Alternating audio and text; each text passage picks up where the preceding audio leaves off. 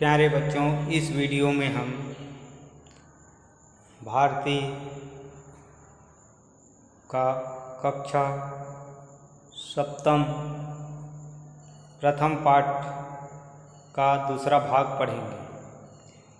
तोड़ता हूँ मोह का बंधन क्षमा दो, गाँव मेरे द्वार घर आंगन क्षमा दो, आज सीधे हाथ में तलवार दे दो और बाएं हाथ में ध्वज को थमा दो।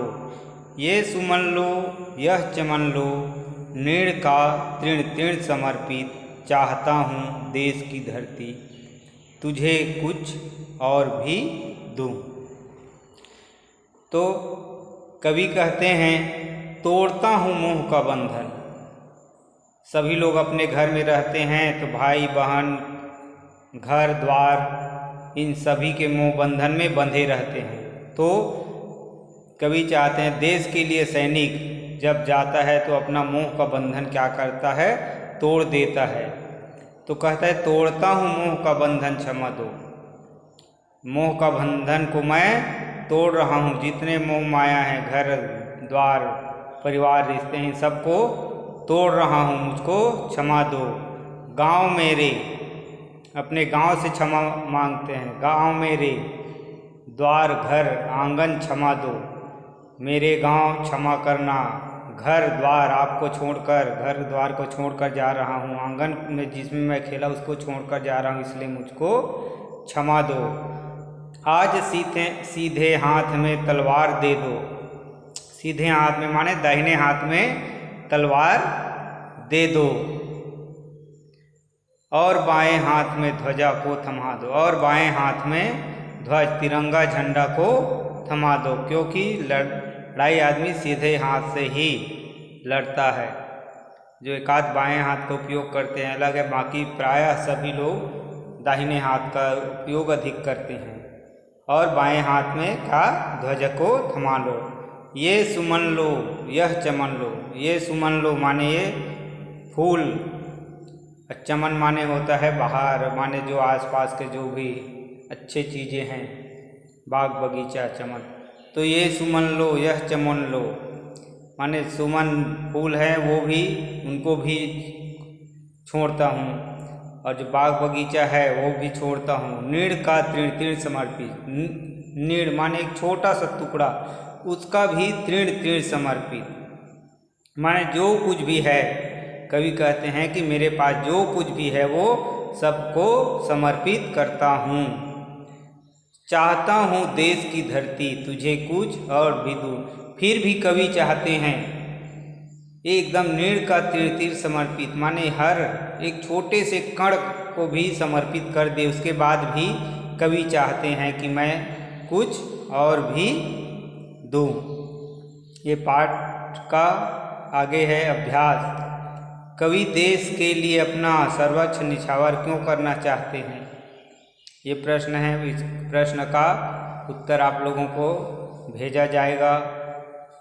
और पाठ के आगे स्वप्न अर्पित प्रश्न अर्पित, आयु का क्षण क्षण समर्पित। इस कविता को पढ़ने के बाद आपको क्या महसूस होता है? तो स्वप्न अर्पित माने हमारे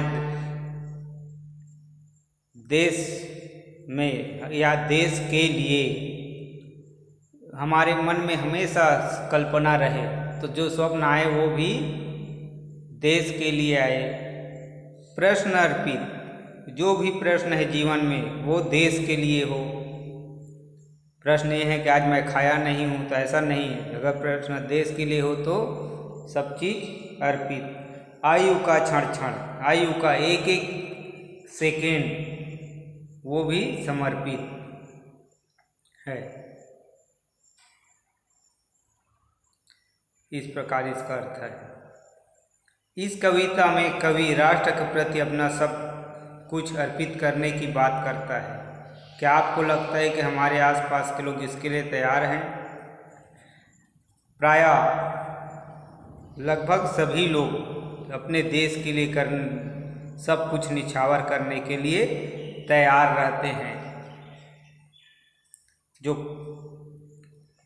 किसान हैं वो खेत में काम करता है, खेत में काम करते उससे अन्न पैदा होता है, अन्न पैदा होता है तो उसको सभी लोग खाते हैं, तो सब वो भी देश के लिए ही कार्य है।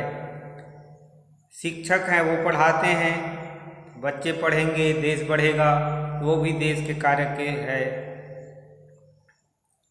इस प्रकार ये सब प्रश्न हैं, इनको क्या करना है, पढ़ना है। और ये तत्सम माने तत् माने उसी, सम माने समान, उसी के समान।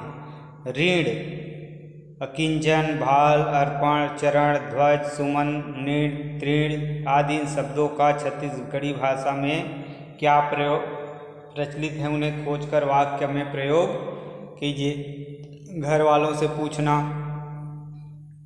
निम्नलिखित शब्दों के सही रूप को छांट कर लिखिए। इसमें जो शब्द है न्योछावर, न्योछावर, आशीष, आशीष, अकिंचन, अकिंचन, स्वीकार, स्वीकार, ये सब जो सही शब्द है उसको लिखना।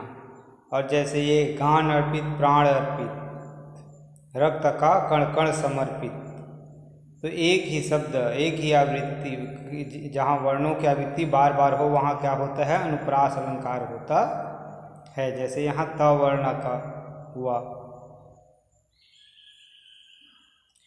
इसमें ड़ वर्ग का ड़ न, तो इस प्रकार तभी है। तो बहुत से शब्दों का जो बार बार आवृत्ति है, इसलिए यहाँ अनुप्रास अलंकार है। इस प्रकार अगले पाठ को अगले वीडियो में पढ़ेंगे।